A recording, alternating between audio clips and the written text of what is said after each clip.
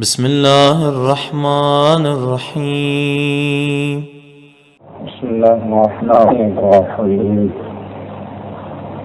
الحمد لله إقرارا بنعمته ولا إله إلا الله إخلاصا بوحدانيته. الحمد لله الذي لم يتخذ صاحبة ولا ولدا ولم يكن له شريك في الملك ولم يكن له ولي من الذل وكبره تكبيرا.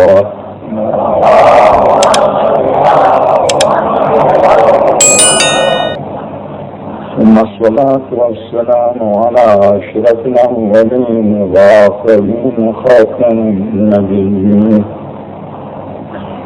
التي بنا كتب الله فكان قاب قوسين ودنوا حبيبنا وحبيب الإله رب العالمين أبو القاسم محمد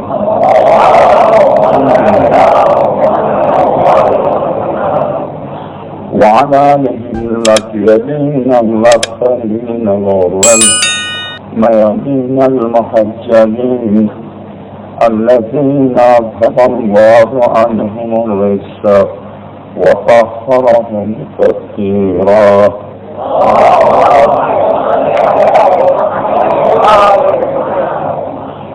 واللعنة الدائمة على أعدائهم أجمعين من أول يوم ظلمهم إلى لقاء يوم الدين. وبعد وقد قال الحكيم في محكم كتابه العظيم ومرم خطابه الكريم قوله الحق وهو أصدق القائلين. بسم الله الرحمن الرحيم. ألف لام ميم. ذلك الكتاب لا ريب فيه هدى للمتقين الذين يؤمنون بالغيب ويقيمون الصلاة ومما رزقناهم ينفقون. صلوات.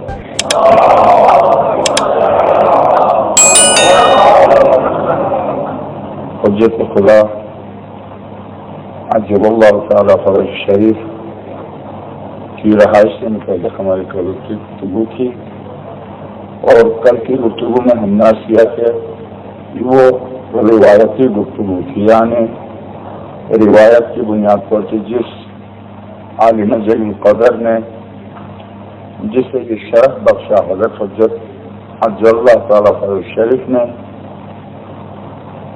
زین الدین علی بن فاضل مازندرانی سن 699 ہجری میں حضرت کی رہائش گاہ پر گئے، اور حضرت کی رہائش گاہ پر جانے کے بعد حضرت کی چوتھی پشت میں سے یعنی پوتے کے پوتے سے سید شمس الدین محمد سے ملاقات کی، اور ان کی خدمت میں 18 دن تک مہمان رہے، ان سے فقہی اور دینی مسائل معلوم کیے، اور ذرا سا ایک ٹکڑا رہ گیا تھا، وہ یہ کہ انہوں نے خواہش کی حضرت حجت کے اس اور پوتے سے سید بزرگوار سے کہ مجھے آپ اجازت دیجیے یا حضرت حجت سے اجازت دلوا دیجیے کہ میں یہی رہوں. تو سید نے فرمایا بلکہ حضرت کا حکم آ چکا ہے کہ آپ واپس چلے جائیں، کیونکہ آپ کی بیوی اور آپ کے بچے ہیں، اور ایک طویل عرصے تک آپ اپنی بیوی سے بچوں سے غائب رہے ہیں، اور اب آپ کا واپس جانا واجب ہے، ضروری ہے. اس کے ضمن میں ظاہر فقہی مسئلہ جب اس طرح کی گفتگو آتی ہے تو اگرچہ کوئی فقہی بحث نہیں ہے، مگر دیکھیں یہ ایک مسئلہ ہے کہ میں ایسا کروں کہ حضرت نے باقاعدہ حکم دیا کہ تم فوراً یہاں سے چلے جاؤ، تمہاری بیوی ہے اور تمہارے بچے ہیں. اور سید بزرگوار سید شمس الدین محمد نے کہا کہ حضرت کا حکم ہے تم بس اب تیار ہو جاؤ، بلکہ تمہاری واپسی کا انتظار ہے، ورنہ کشتیاں کھڑی ہیں، تمہارے منتظر ہیں، تمہاری بیوی اور بچے ہیں. اس کے علاوہ جو شرعی حکم ہے وہ یہ کہ 4 مہینے سے زیادہ انسان اپنی جوان بیوی سے جدا نہیں رہ سکتا۔ یہ فقہی مسئلہ آپ کو معلوم، جو ظاہر ہے جو حضرات مومن متواتر اور مسلسل دین سے نزدیک ہیں انہیں معلوم ہے، مگر چونکہ فقہی مسائل پر گفتگو نہیں ہوتی ہے تو اکثر مومن کو شاید اس کا اندازہ نہ ہو۔ 4 مہینے سے زیادہ اپنی جوان بیوی سے جدا رہنا شوہر کے لیے جائز نہیں ہے، حرام ہے، مگر یہ کہ بیوی اجازت دے، اقتصادی مجبوری کی وجہ سے، ملازمت وغیرہ کی پریشانی کی وجہ سے، ویزے کی پریشانی، مختلف پریشانیاں جس میں اگر بیوی راضی ہو اپنی رضا سے، یعنی کہ مجبور کرے شوہر، وہ اپنی رضا سے اجازت دے شوہر کو تو صحیح ہے، ورنہ اگر وہ راضی نہ ہو تو 4 مہینے سے زیادہ جوان بیوی سے شوہر کا جدا رہنا شرعاً جائز نہیں ہے۔ بنابر اس مسئلے کے یقیناً حضرت نے حکم دیا کہ تمہیں طویل عرصے سے جدا ہو اپنی بیوی اور بچوں سے، اب تم پر واجب ہے کہ تم فوراً چلے جاؤ۔ اب یہ چلنے کے لیے تیار ہوئے اور جب واپس پلٹ کے آئے عراق، تو عراق پہلے وہ حج پر گئے، حج سے واپس آئے تو انہوں نے اس واقعے کو باقاعدہ کتاب کی شکل میں لکھا، اور پھر اس وقت کے مراجع جیسے علامہ ہندی کے والد کے استاد ان کے سامنے اس واقعے کو بیان کیا، اور پھر سید ابن طاؤس رضوان اللہ تعالی علیہ کے شاگرد کے سامنے اس واقعے کو بیان کیا۔ غرض یہ کہ اس واقعے کو اکثر تقریباً 20 علماء کے سامنے بیان کیا، اور انہوں نے اس بیان کو لکھا، اور خود انہوں نے بھی لکھا اس واقعے کو۔ یہ ہو گیا اس شخص کا واقعہ، اور اسی شخص کے اس واقعے کی، جیسا کہ میں نے بار بار آپ سے کہ فرد واحد کی گفتگو کو بہت مشکل ہے سند بنانا، اس بنا پر 100% نہیں کہا علماء نے بلکہ 99% یعنی 99% کا، چونکہ ایک فرد واحد ہے۔ اس کے علاوہ عیسائیوں نے ایک خاتون فلوریڈا کی رہنے والی امریکن خاتون، اتفاق سے وہ کیسے پہنچ گئی تھی، کسی جہاز کے حادثے کا شکار ہو کے وہ زندہ بچ گئی تھی، یا کسی کشتی کے حادثے کا شکار ہو کے وہ زندہ بچ گئی تھی۔ 90 سال کے بعد وہ پھر پلٹ کر آئی، تو 90 سال پہلے وہ کھو گئی تھی، 90 سال کے بعد پلٹ کے فلوریڈا آئی، تو 90 سال پہلے جو اس کی عمر تھی وہی عمر تھی، اس کی عمر میں کوئی کمی نہیں ہوئی تھی، کوئی زیادتی نہیں ہوئی تھی، اور دنیا بھر کے اخبارات میں اس خاتون کا واقعہ آیا۔ یہ واقعہ یہاں تک روایتی واقعہ تھا۔ اب آئیے، یعنی آج کے دور کا سائنس پر اجارہ داری رکھنے والا ملک اور علم سائنس پر اپنی اجارہ داری کا دعویٰ کرنے والے ممالک جیسے برطانیہ ہے، جاپان ہے، جرمنی ہے، فرانس ہے، اور خاص طور سے امریکہ جو دنیا بھر میں جس کی ظاہر ہے کہ سائنسی طور پر اس کی غنڈہ گردی ہے، ورنہ اس کے پاس ہے کیا، تو سائنسی طور پر جو اپنی بالا تری کی وجہ سے ہر بہنے والے انسانی خون کے پیچھے جس کا ہاتھ ہے، اب آپ غور کیجئے کہ اس کی بے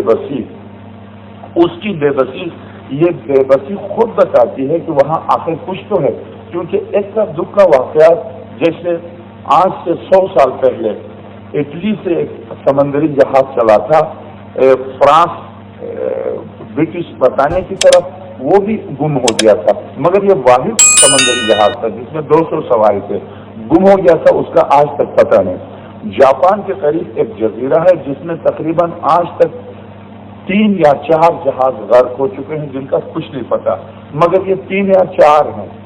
جاپان کے جزیرے کے قریب جو غرق ہوئے ہیں وہ 3 یا 4 ہیں، اور اسی طرح سے اٹلی سے جو جہاز چلا تھا وہ ایک اکلوتا جہاز ہے جس کا واقعہ ہے۔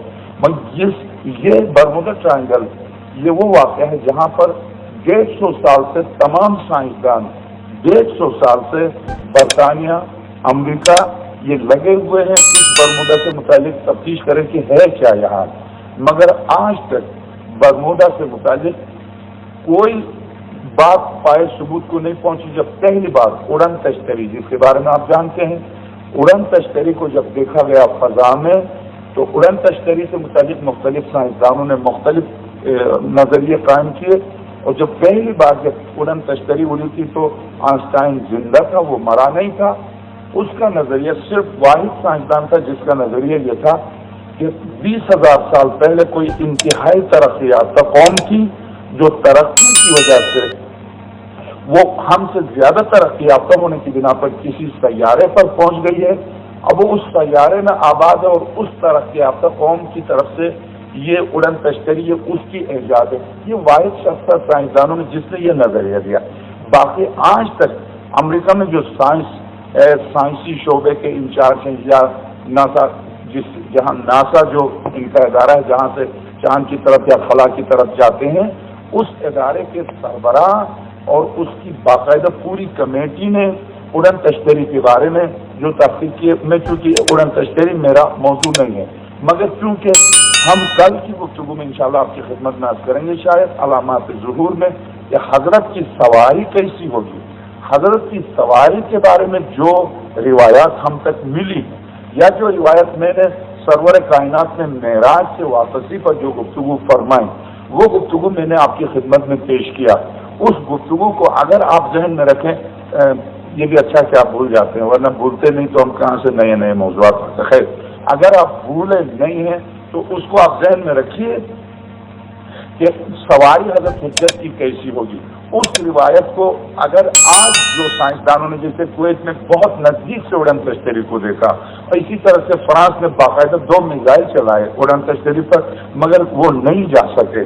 اسی طرح سے ہوائی جہازوں کے گرد اڑن تشتری چکر لگا کے واپس چلی گئی اور پائلٹ نے پیغام دیا اپنے مرکز کو کہ اڑن تشتری ہمارا پیچھا کرتی ہے. کیوں پیچھا کرتی ہے؟ برطانیہ نے اپنے کمپیوٹر پر 3 لاکھ دفعہ اڑن تشتری کو برطانیہ کے کمپیوٹر نے اپنی اس کی تصویریں لی ہیں. برطانیہ کے کمپیوٹر نے 3 لاکھ مرتبہ اڑن تشتری کو کیچ کر دیا اور اس کی اس ایک حقیقت ہے. اگرچہ بعض سائنسدانوں نے انعکاس شعاع کے حالات کو قرار دیا مگر نہیں, اس کی ایک حقیقت ہے, ہم اس میں بھی نہیں جاتے. مگر میں اس لیے عرض کیا کہ حضرت حجت کی سواری کے لیے جو روایت ہے وہ روایت بےآئین ہی اس پر منطبق ہوتی ہے کہ حضرت کی سواری نور کی ہوگی اور نور بھی سبز اور پیلا رنگ کا نور ہوگا. یہ روایت ہے اور اس روایت کو ہم تطبیق نہیں کرتے اور ہم نہیں کہتے کہ 100 جیسے میں نے عرض کیا کہ 100% ہم نہیں کہتے اسی جزیرے میں حضرت ہیں, مگر 99% یہی کہہ سکتے ہیں کہ یہیں پر حضرت ہیں. اب ہمیں جدید ترین معلومات کے تحت اب آپ کی خدمت میں جدید ترین معلومات جو اسی جزیرے سے متعلق انتہائی تحقیق کر کے اس مصنف نے لکھا. میں تو کہتا ہوں کہ اس کتاب کے پڑھنے کے ساتھ ساتھ امریکن نے جو کمنٹری فلم بنائی ہے برمودا پر اس کو آپ ٹی وی پر رکھیں, اس کو چلائیں کمنٹری فلم اور پھر یہ کتاب آپ پڑھتے جائیں. یہ کتاب لکھنے والے نے قطعاً وہ فلم نہیں دیکھی ہے. یہ لکھنے والا ایران کا رہنے والا, وہ فلم بنانے والا امریکہ کا رہنے والا, اور قطعاً انہوں نے صرف دنیا بھر کے اخبارات سے جو کچھ جزیرہ برمودا جزیرے سے متعلق جو کچھ لکھا گیا اس مواد کو رشین سائنسدانوں نے یا دنیا بھر کے اخبارات میں جو کچھ لکھا اس کو جمع کیا ہے. اس کو آپ سامنے رکھ کے پڑھتے جائیے اور وہ فلم جو کمنٹری فلم بنی ہے اس کو آپ دیکھتے جائیے. آپ کو بھی 100% یقین ہوگا کہ آخر کیا ہے. اس تحقیق کا نتیجہ آخر میں اس فلم میں جو نتیجہ دیا ہے صرف 3 احتمال ہے. پہلا احتمال یہ کہ نیچے کوئی ہیرا ہے جو روشنی پھینکتا ہے جس سے کشتیاں جل جاتی ہیں. یہ نظریہ اس کی تردید ہوتی ہے ہوائی جہاز کس طرح سے گر جاتے ہیں, ہوائی جہاز کیوں گر جاتے ہیں, اس نظریے کی تردید ہوتی ہے. دوسرا نظریہ کہ ہوائیں چلتی ہیں اس جزیرے میں, تیز ہوائیں چلتی ہیں. تیز ہوائیں چلتی ہیں تو اس میں اس کی وجہ سے جہاز اس کے گرد گھومتے ہیں اور جہاز ہاتھ سے یعنی اپنے کنٹرول سے باہر ہو جاتے ہیں. ایسی صورت میں اگر جہاز چلنے لگتے ہیں تو پھر بعض جہاز واپس آتے ہیں, بعض غرق ہوتے ہیں, مگر جو واپس آتا ہے وہ بھی اس جزیرے سے جب گزرتا ہے تو رکے بغیر واپس نہیں آ سکتا.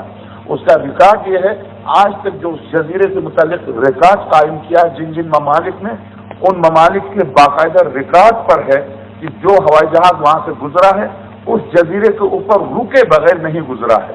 جب بھی وہ ہو گیا ہے تو وہاں 10 منٹ تک اس کو فضا میں روکا گیا اور نیچے سے ایک روشنی آتی ہے.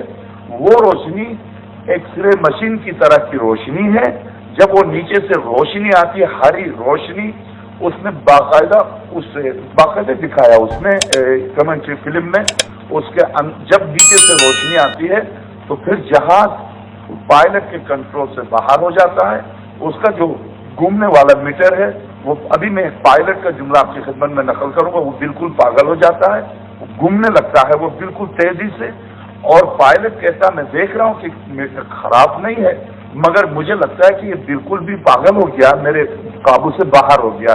تو اس پوری گفتگو میں ہم نے جو آپ سے عرض کیا تھا کہ شیخ فاضل علی ابن زین الدین علی ابن فاضل مازندرانی نے کیا کہا تھا؟ یہ کہا تھا کہ اس سفید پانی سے اندر کوئی جہاز داخل نہیں ہو سکتا، اس پورے سفید پانی نے پورے جزیرے کا احاطہ کیا ہے، یہاں سے نہ بڑی سی بڑی کوئی کشتی گزرتی ہے، نہ چھوٹی سی کوئی کشتی گزرتی ہے، نہ اس سفید پانی سے کوئی اوپر سے کوئی چیز کراس کر سکتی ہے، نہیں کر سکتی۔ یہ کب کا واقعہ تھا؟ یہ واقعہ تھا 699 کا۔ اب یہ جدید ترین دور، یہ کل کا یعنی 1970 کا، 1947 سے لے کر 1970 تک، یہ کل کی بات ہے، وہ تقریباً 700 سال پہلے کی بات تھی، اب کل کی بات ہے۔ ایک صلوات دیجیے گا۔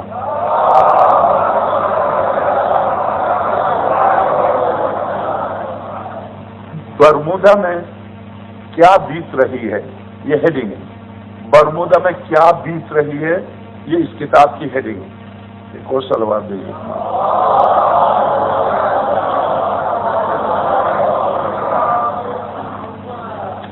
کم و بیش 150 برس سے مفکرین نے مثلث برمودا کے حادثات پر خصوصی توجہ دے رکھی ہے، اور اس عرصے میں محققین نے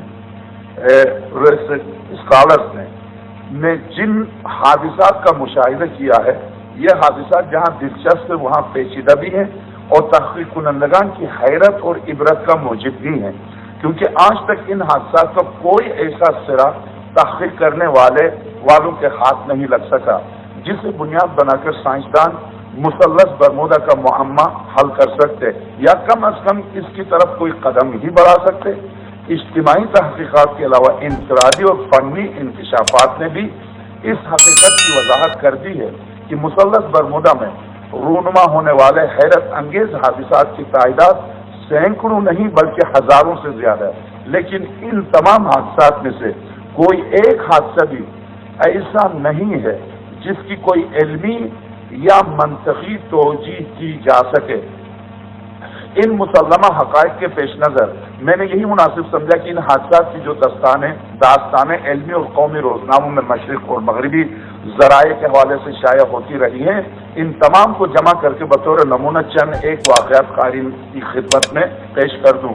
پہلا واقعہ، بس اب یہاں سے میں صرف تین واقعات آپ کی خدمت میں عرض کروں گا کہ جو بے بس حضرت حجت کو بار بار قرآن کریم نے حضرت موسیٰ سے تشبیہ دی ہے۔ اس کی وجہ کیا ہے؟ شاید اس کی وجہ یہی ہو سکتی ہے کہ حضرت موسیٰ بھی فرعون ہی کی گود میں پلے تھے اور فرعون ہی کے مقابلے پر اٹھے تھے۔ آج کے دور کا فرعون کون ہے آپ بھی جانتے، میں بھی جانتا ہوں، اب ایک معمولی سا بچہ بھی جانتا۔ شاید یہی مناسبت ہے کہ خدا نے آج کے فرعون کے پاس اپنے موسیٰ کو رکھا ہے۔ اب غور کیجیے گا، میری سیلٹ نامی کشتی کی داستان، مثلث برمودا کو عبور کرنے والی یہ کشتی کئی ماہ پہلے گم ہو گئی تھی۔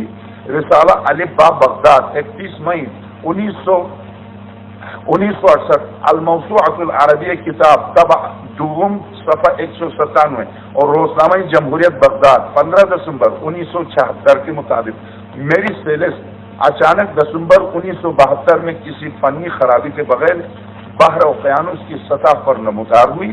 ہر لحاظ سے کشتی بے نقص بے عیب تھی، کشتی کے تمام آلات چل رہے تھے، انجن ٹھیک کام کر رہا تھا، ایندھن کا ذخیرہ وافر مقدار میں موجود تھا، وائرنگ سسٹم، پائپ اور رسیاں وغیرہ مضبوط تھی، پانی کی ٹینکی فل تھی جو 6 ماہ تک چل سکتی تھی، مسافروں کے لیے پانی پینے کا پانی موجود تھا، کسی حملہ، حادثہ یا فنی خرابی کا کوئی معمولی سے معمولی نشان تک نہ تھا، ہر لحاظ سے صحیح و سالم کشتی کسی نقص و عیب کے بغیر پانی کی سطح پر آزادی سے تیر رہی تھی، لیکن کئی ماہ پہلے یہی کشتی کئی ماہ پہلے جب گم ہو گئی تھی تو تلاش کرنے والے تلاش کرنے کے لیے نکلے، کسی کو نہیں ملی۔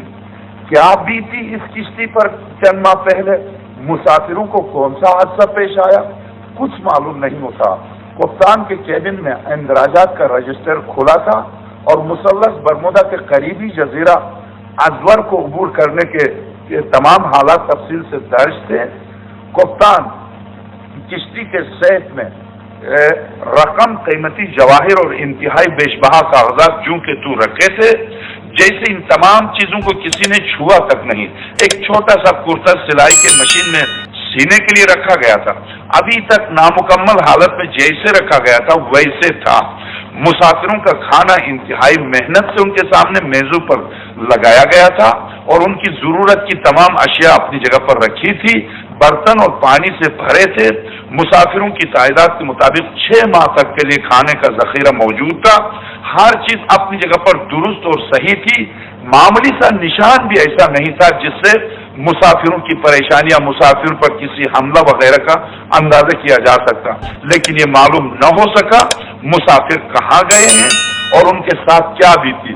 جہاز تمام اپنے جواہرات، سونا، سیف میں جو رقم رکھی ہے وہ سب کچھ صحیح، مسافر غائب ہے۔ جہاز ایک عرصے کے بعد سمندر پر تیر رہا ہے اور جب جہاز کو دیکھنے گئے تو جہاز موجود ہے، مسافر نہیں ہے، اور جہاز کا عملہ نہیں ہے اور مسافر نہیں، کوئی بھی نہیں۔ نہ اس پر کسی حملے کا نشان، نہ اس پر کوئی گلاس تک نہیں گرا ہے جو میز پر رکھے ہوئے تھے، کھانے کے میز پر سجایا تھا۔ کسی بات ہاں کہاں گئے ہیں اور ان کے ساتھ کیا بھی تھی۔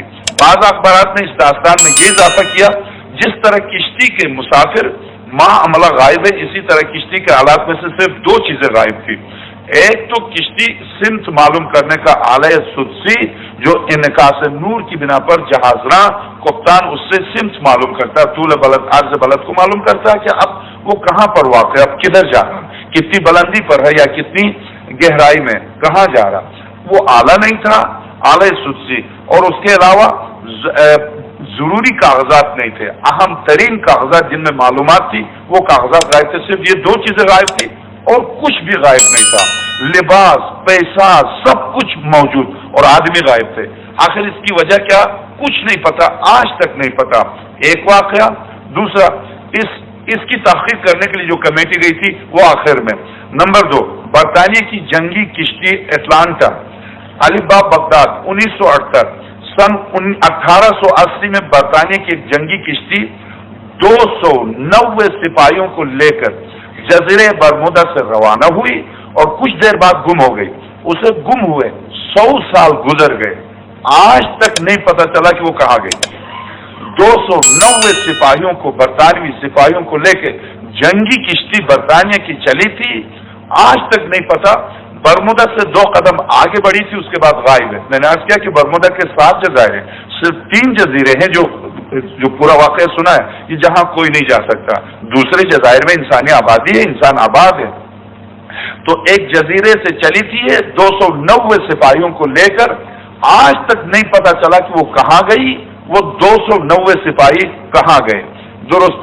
اچھا، تیسرا، پرتگال کی سینیٹا میری نامی کشتی، الف با بغداد 1978 کے مطابق پرتگال کی سینیٹا میری نامی کشتی اپنے تمام مسافروں اور افراد عملہ کے ساتھ گم ہو گئی۔ پھر کئی برس گزر جانے کے بعد بحر اوقیانوس کی سطح پر کسی فنی اور موسمی خرابی کے بغیر نمودار ہو گئی۔ سب مسافر، عجیب بات ہے، سب مسافر، افراد، عملہ اپنی اپنی سیٹوں پر خشک لاشوں کی طرح موجود تھے۔ ایک عرصے کے بعد یہ کشتی سمندر کی سطح پر آ گئی۔ مسافر مر گئے تھے، مرے ہوئے تھے سب کے سب، مگر سب اپنی سیٹوں پر تھے۔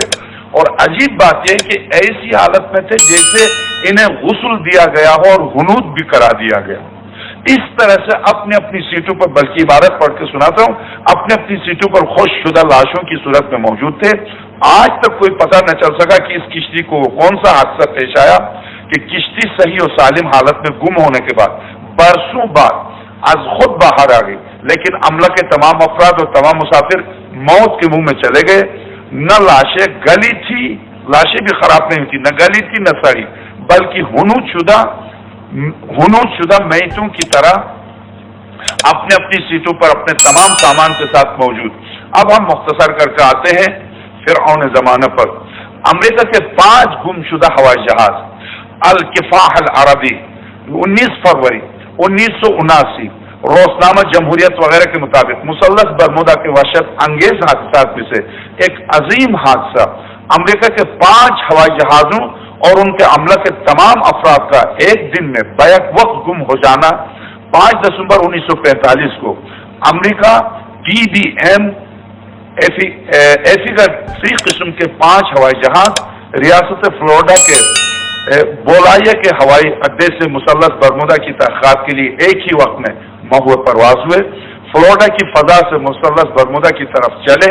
یہ بعد از دوپہر 1:15 بجے کا وقت تھا کہ ایک جہاز کے پائلٹ چارلس ٹیلر نے کنٹرول ٹاور سے بذریعہ ریڈیو رابطہ کیا اور حسب ذیل آخری پیغام دیا: میں چارلس ٹیلر ہوں، مجھے کنٹرول ٹاور سے رابطہ چاہیے، غیر طبیعی حادثہ رونما ہو چکا ہے، میرا جہاز میرے قابو سے باہر ہو چکا ہے، میں بالکل بے بس ہو چکا ہوں، مجھ سے راستہ گم ہو گیا ہے، مجھے زمین نظر نہیں آ رہی، میں ایک بار پھر بتا رہا ہوں مجھے زمین نظر نہیں آ رہی، ہمارے تمام آلات بیکار ہو چکے ہیں، ہمیں تو غور کیجیے گا، ہمیں تو دریا بھی کسی اور انداز میں نظر آ رہا، آج تک دریا کو اس شکل میں کبھی نہیں دیکھا تھا، ہم زمین کو نہیں دیکھ پا رہے، ہمیں زمین بالکل نظر نہیں آ رہی۔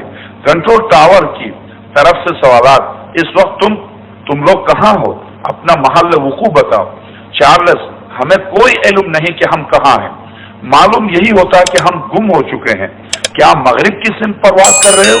چارلس: ہمیں تو بالکل معلوم نہیں ہو رہا کہ اس وقت مشرق کس طرف ہے اور مغرب کس طرف، حتیٰ کہ دریا بھی جس شکل میں ہونا چاہیے تھا اس صورت میں نہیں ہے۔ کنٹرول ٹاور سے رابطہ کٹ جاتا۔ کافی دیر کے بعد کنٹرول ٹاور ایک مرتبہ پھر 19ویں تحقیقاتی پرواز سے رابطہ پیدا کرنے میں کامیاب ہو جاتا۔ چارلس کہتا: قطب نما پاگل کی طرح انتہائی تیزی سے گھوم رہا، تمام دائرے کے گرد گھوم رہا، میں دیکھ رہا ہوں قطب نما خراب نہیں ہے لیکن حیران ہو کر چکرا رہا، ممکن ہے ہم کسی ہوائی اڈے کے قریب ہوں لیکن ہمیں قطعاً کوئی علم نہیں ہو رہا کہ ہم کہاں۔ کنٹرول ٹاور: سورج سے مدد لو اور شمال کی طرف ہو کر سورج کو سمت بنا کر پرواز کو جاری رکھو۔ چارلس: ہم ایک چھوٹے سے جزیرے کی فضا میں ہیں اور ہمیں اس وقت جزیرے کے علاوہ کچھ بھی نظر نہیں آ رہا۔ اس کے بعد اس کا کنٹرول ٹاور سے رابطہ بالکل کٹ گیا، البتہ کنٹرول ٹاور پائلٹس کے باہمی مکالمات کو سنتا رہا۔ یہ 5 جہاز تھے، 5 پائلٹ تھے، ٹاور سے تو ان کا رابطہ ختم ہو گیا، مگر یہ آپس میں گفتگو جو کر رہے تھے وہ کنٹرول ٹاور پر بیٹھا ہوا سن رہا تھا ان کی آپس کی گفتگو کو۔ یہ آپس میں کیا گفتگو کر رہے تھے؟ آپس میں اپنی بے بسی اور بے چارگی کے عالم میں کرتے رہے اور ایک دوسرے کو اس پر اسرار سفر سے مطلع کرتے رہے۔ غالباً تمام کی باہمی گفتگو کا نتیجہ یہی پراسراریت تھی۔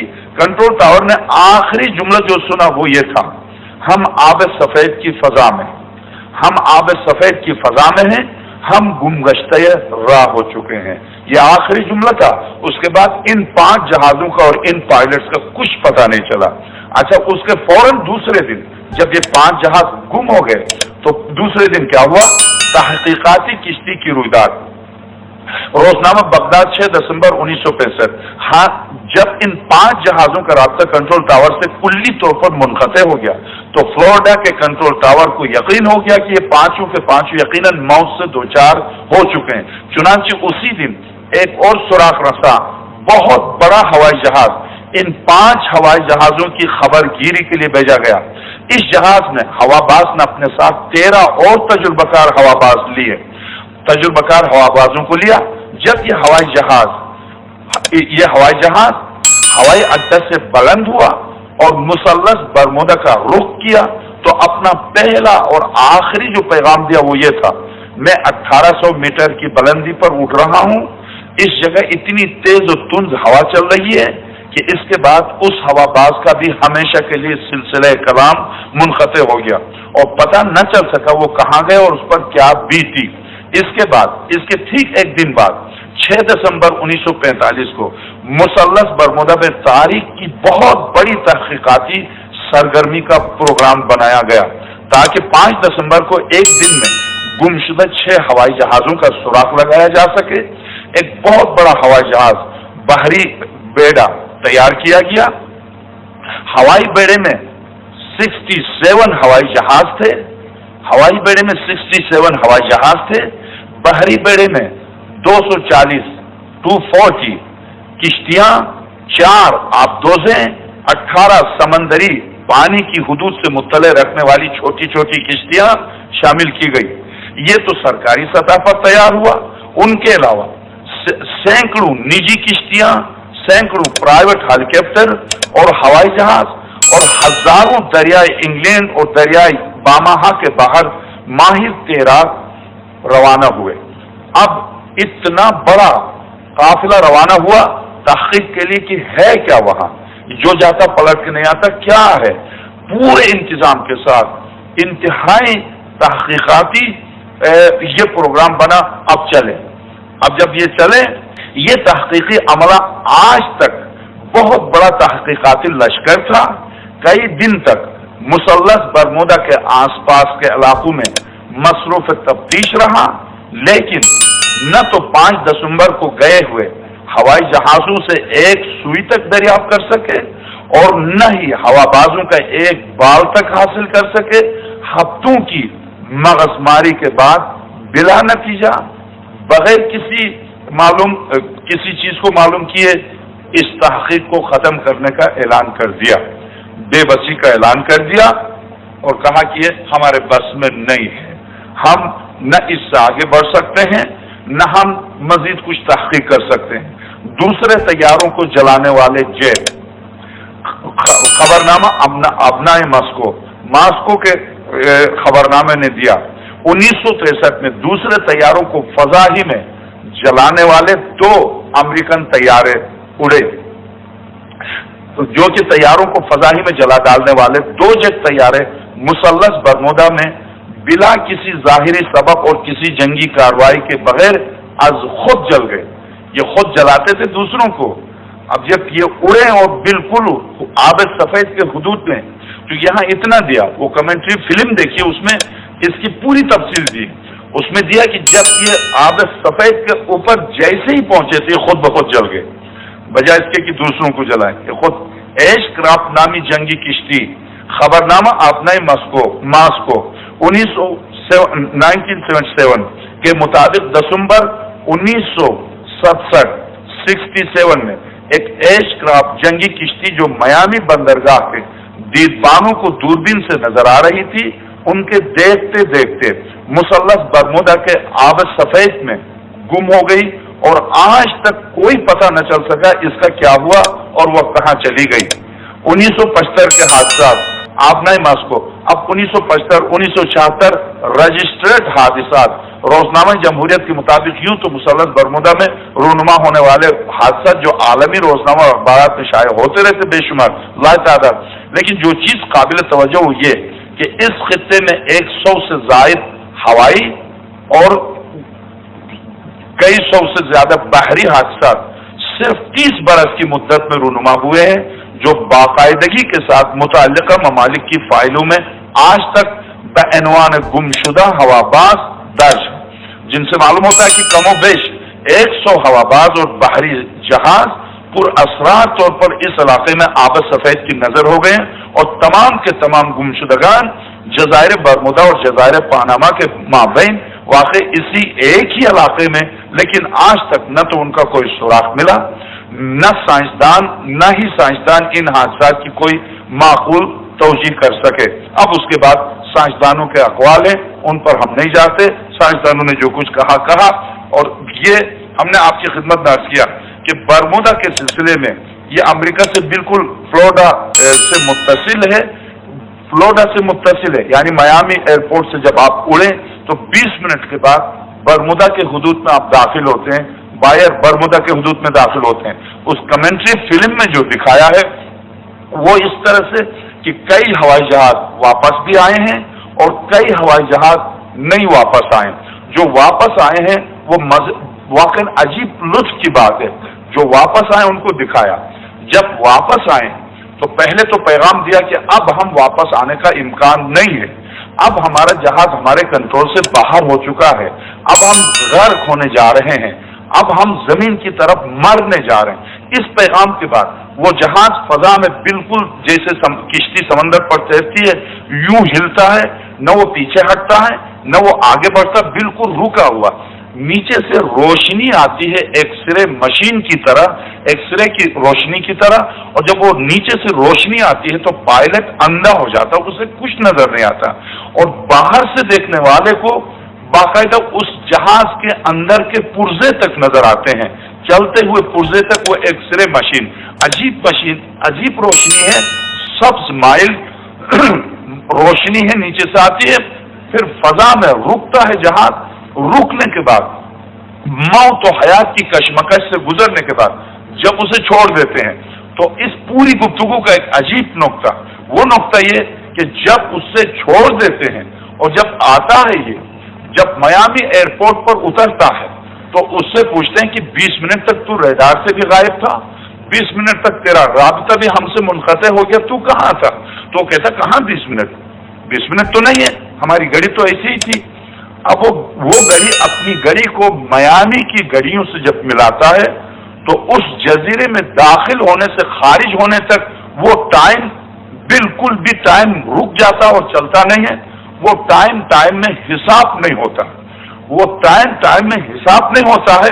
ये एक दफा नहीं, 2 दफा नहीं, इत्तेफाकी नहीं, जाहिर है कि इत्तेफाकी जो वाकयात पेश आते हैं वो एक दफा पेश आएंगे, वो 2 दफा पेश आएंगे।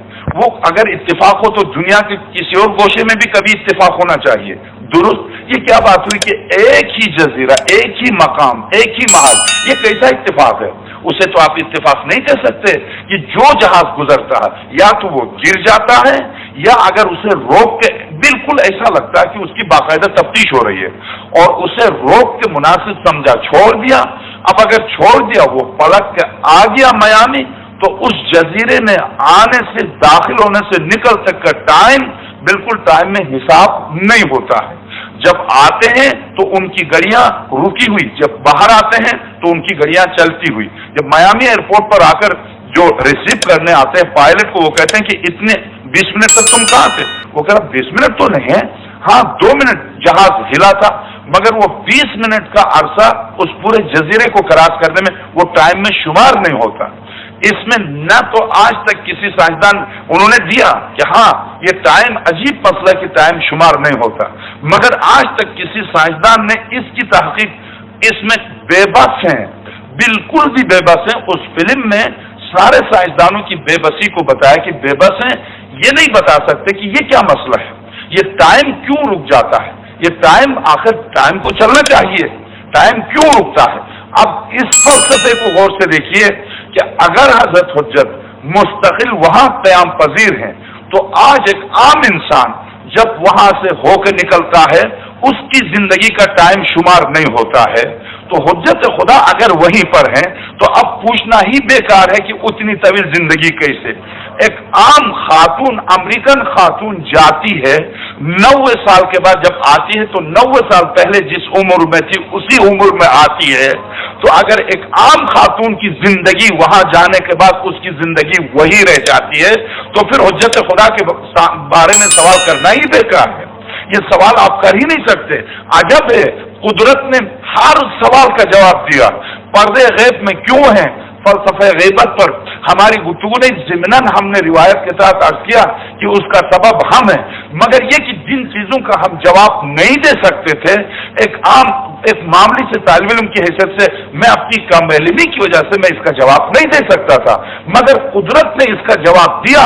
1 नहीं, 2 नहीं, 20 अफराद उस जजीरे में गए हैं और जब जाके वापस आए हैं तो जाके वो कई अरसे के बाद, एक तो 90 साल के बाद आई, एक 40 साल के बाद आया, एक ईसाई 20 साल के बाद आया, एक 10 साल के बाद आया। इन पर मुश्तमिल अब जजीरतुल खजरा नामी जदीद तरीन किताब, इससे भी जदीद जो किताब आई है उसमें बाकायदा उनके नाम दिए गए। वो ईसाई भी थे, वो यहूदी भी थे, वो गैर मजहब वाले भी थे, गए हैं, پلٹ کے جب آئے ہیں 20 سال کے بعد، 30 سال کے بعد، 90 سال کے بعد جب پلٹ کے آئے ہیں تو وہ اسی عمر میں تھے جس عمر میں وہ گئے تھے۔ تو میرے بھائی جب ایک عام انسان اس جزیرے سے ہو کے آتا ہے 20 سال کے بعد اور اس کی زندگی میں شمار نہیں ہوتی ہے، تو اب حجت خدا کے بارے میں تو سوچنا ہی بیکار ہے۔ اب یہ سوال کرنا ہی بیکار ہے کہ 1200 سال کیسے زندہ ہے؟ 1200 سال گویا اسی زمین پر ایسے، اب تو امریکہ خود کوشش کر رہا، تلاش کر رہا کہ زندگی بڑھانے کا کوئی علاج ہے، کوئی ایسی گھاس، کوئی ایسا نسخہ ہے۔ اب تو باقاعدہ نسخے، یعنی اب اخبارات کی حد تک تو آ گیا، مگر بازار میں نہیں آئی وہ دوا کہ ہاں ایسا پھول پیدا کیا ہے کہ جس سے انسان کی زندگی میں اضافہ کیا جا سکتا ہے غذا کے ذریعے۔ اب میں اس میں نہیں جاتا، بس یہی ہمارے لیے کافی ہے کہ اس امریکن کے پاس، ان کے پاس کہ جنہوں نے بقول بعض محققین کے، بلکہ بقول بعض اوقات وہ ٹی وی پر بھی دکھاتے ہیں کہ کسی فضائی مخلوق کو انہوں نے لیا ہے، اپنے پاس قیدی بنا کے رکھا ہے۔ اس کے بارے میں اختلاف ہے کہ ہم نہیں جانتے اس کے سلسلے میں، چونکہ پوری تفصیلات نہیں ہے تو خواہ پریشان کرنا درست نہیں ہے، چونکہ کیلیفورنیا سے نزدیک جو اس سے متصل فینکس جو شہر ہے، اس میں جو ایک آدمی جو صحرا میں ان کو ملا تھا، اس کو رکھا ہے باقاعدہ حفاظت کے ساتھ، اس پر چھری چلاتے ہیں تو وہ نہیں کٹتا، اس پر آلات چلاتے ہو تو وہ نہیں کٹتا۔ ابھی تک اس کے بارے میں وہ تحقیق کر رہے ہیں کہ وہ ہے کیا، وہ کہاں سے، چونکہ فینکس کے قریب وہ جگہ ہے جہاں پر آسمان سے بہت بڑا پتھر گرا تھا، اور آج تک پوری دنیا اس جگہ کو دیکھنے کے لیے جاتی ہے، جو تقریباً 100 یا 200 گز نیچے زمین کے نیچے، اور اس کو باقاعدہ دیکھنے کا مقام بنایا ہے، اور دنیا جاتی ہے اس مقام پر انسانی شکل و صورت کے ساتھ، بقول ان کے کہ یہ فضائی اور کسی سیارے کا انسان ہے جو آ کے رہ گیا ہے۔ اور کہتے کسی سائنسدان نے ہو سکتا ہے اس کو بنایا ہو، اگر کسی سائنسدان نے ہم اس میں نہیں جاتے، مگر اتنی سی بات عرض کریں کہ حضرت حجت کے علامات ظہور میں سے ایک علامت یہ کہ سیاروں کی، دوسرے سیاروں کی مخلوق آئے گی، ان کی آمد و رفت شروع ہو جائے گی۔ تو بنا پر اس روایت کی میں عرض کروں کہ یہ روایت بھی پائے تکمیل تک پہنچ چکی ہے، اور اب ہم کل ہماری گفتگو علامات ظہور پر، اور پرسوں جو ہماری گفتگو ہوگی وہ رجعت پر، وہ خالصتاً رجعت پر، چونکہ اس موضوع کا تعلق بھی میرے اسی موضوع سے، یہ ہمارے کل کے اور پرسوں کے، اور پرسوں کی جو گفتگو ہوگی، کل کی گفتگو ظاہر ہے میں نے عرض کیا کہ اصل میں ہم نے یہ تو بتا دیا کہ حضرت حجت 99% ہمیں پتہ چل گیا کہ حضرت کی اس وقت رہائش کہاں ہے، باقاعدہ حکومت ہے، اور باقاعدہ ہر جمعے کو اعلان ہوتا ہے تیار ہو جاؤ، ہر مہینے کے درمیانی جمعے کو اعلان ہوتا ہے تیار ہو جاؤ۔ ایک بات جو مجھ سے رہ گئی تھی وہ یہ کہ جب جمعے کا وقت آیا، نماز جمعہ کے لیے اعلان ہوا، تو ایک مرتبہ تکبیر کی آوازیں بلند ہو گئی، تو یہ کیسے میں گھبرا گیا۔ میں نے کہا سید شمس الدین محمد سے، آغا یہ کیا ہو رہا؟ تو کہا ظہور کی تیاری ہو رہی ہے، حضرت حجت کے ظہور کی تیاری ہو رہی ہے۔ تو کہا ظہور کب ہوگا؟ یہ تو حضرت حجت بھی نہیں جانتے، میں کیا بتاؤں گا، حضرت بھی نہیں بتا سکتے، وہ تو خدا کے علم میں، مگر ظہور کی مکمل تیاری ہو رہی ہے۔ ہاں 313 حضرت کے جو سپاہ سالار ہیں، فوج کے سپاہ سالار، اس سے پتہ چلا کہ 313 جو تعداد ہے وہ سپاہ سالاروں کی تعداد ہے، نہ کہ ساتھ دینے والی فوج کی تعداد۔ یہ کہتے ہیں علی زین الدین علی ابن فاضل مازندرانی کہتے ہیں، میں نے سید شمس الدین سے معلوم کیا کہ آخر حضرت کب ظہور فرمائیں گے؟ کہا کہ ہاں 313 میں سے صرف 3 کی کمی ہے، 330 ہے اس وقت حضرت کے سپاہ سالار، 3 کی کمی ہے۔ جب یہ ان 3 کی بھی پوری تعداد پوری ہو جائے گی، جب 313 حضرت کی فوج کے سپاہ سالار مکمل ہو جائیں گے، تو پھر خدا کی آواز آئے گی، حجت خدا ظاہر ہو جائیے، اور پھر آسمان سے ذوالفقار اترے گی، اور خود ذوالفقار اتر کر کہے گی حجت خدا اب آئیے چلیے۔ تو بس 3 کا انتظار ہے۔ یہ اس وقت کی بات ہے۔ کب کی بات ہے یہ آج سے تقریباً 750 سال پہلے کی بات ہے۔ کیا 700 سال کے درمیان وہ 3 پورے نہیں ہوئے ہیں؟ یقیناً ہوئے ہوں گے، اور اگر ہوئے ہیں تو اب کب ظاہر ہوں گے؟ اس سوال کا جواب کہ اب کب ظاہر ہوں گے؟ آخر ہم نے 99% تک یہ طے کر لیا کہ حضرت یہاں ہیں، تو 99% تک ہم یہ بھی کیوں نہیں طے کرتے کہ حضرت آخر کب ظاہر ہوں گے؟ تو اس کا جواب کل کی ہماری گفتگو میں کہ ہاں ہم پھر اسی طرح سے عرض کریں آپ کی خدمت میں 99% یقین کے ساتھ کہا جا سکتا ہے کہ ہم آپ عصر ظہور میں ہیں. یہ زمانہ زمانہ ظہور ہے. اس زمانے کا نام عصر ظہور کہا گیا اور رکھا گیا, اور اس نام سے باقاعدہ کتابیں لکھی گئی اور لکھی جا چکی ہیں. تو اب اس پر ہماری گفتگو کل اور پرسوں کی گفتگو تو صرف رجعت پر ائمہ واپس آئیں گے, اور آئیں گے تو کب تک ان کی حکومت ہوگی. اب ہماری گفتگو یہاں تک ختم, اور پھر میں نے عرض کیا کہ آج تک جو ہماری گفتگو تھی صرف حضرت کی ابتدائی زندگی اور آنے سے متعلق اور حضرت کی رہائش سے متعلق. اب آئندہ گفتگو ظاہر علامات ظہور سے متعلق. اور آج بس پھر میں چونکہ اب کربلا کی طرف آنے کی اہل حرم کی تیاری ہے, تو کل ہمارے مسائل میں بھی ہم نے کل آپ کی خدمت میں شام کے مسائل پڑھے, اور آج میں مسائل بھی ضرور یہ کتاب پڑھنے کے لیے, چونکہ وہ روایت اکثر و بیشتر جو روایت نقل نہیں کی جاتی مشکل ہو جاتا ہے, جب نقل کی جاتی ہے تو ذہنی طور پر پریشانی ہو جاتی ہے سامعین کو کہ کیا واقعی یہ روایت ہے. یعنی جیسے واقعات کربلا میں عجیب ترین روایت حضرت ابا عبداللہ حسین صلوات اللہ وسلم علیہ کے ایک نوکر تھے, خادم تھے, جو اونٹ چرایا کرتے تھے, جماز یعنی اونٹ چرانے والا. وہ جب مکے میں دیکھا اس کا پورا جسم سیاہ ہو گیا ہے, پورا چہرے سے لے کر پیروں تک پورا جسم سیاہ ہو چکا ہے, خانے کعبہ کی دیوار کو پکڑ کے زور زور سے رو رہا ہے اور اپنا سر پیٹ کے رو رہا ہے. تو ایک شخص ملا, ایک صحابی, ائمہ حضرت امام زین العابدین السلام علیہ کا ایک صحابی ملا.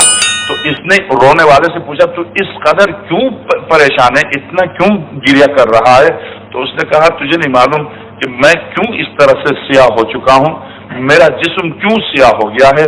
یہ شیخ عباس قمی کی کتاب, تمام مقاتل کو یکجا کر کے انہوں نے مسائل پر کتاب لکھی, اور یہ آسانی ہے, اردو میں بھی ہے, نفس المحموم شیخ عباس قمی کی کتاب.